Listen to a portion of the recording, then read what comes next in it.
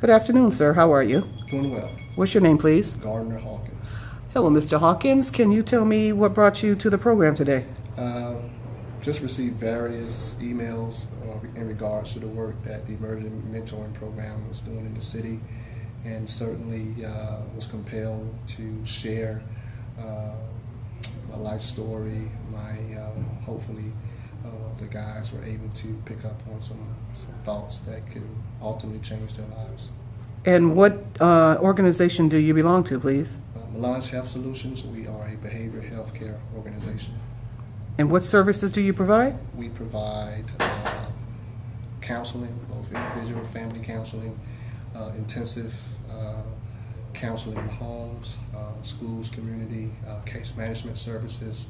We also have medical professionals in terms of psychiatrists and several licensed therapists to assist children and families to cope with mental health disabilities. So what message did you bring to the young men today?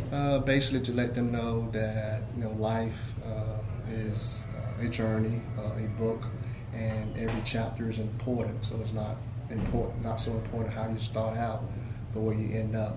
And don't dwell on some of the negative, but move forward and pivot, knowing that God is the centerpiece and the author of your life, and just kind of line up behind that pen.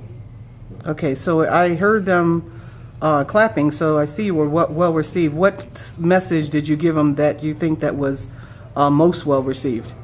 I shared several stories that were real stories, and at the end of those stories, they was brave enough.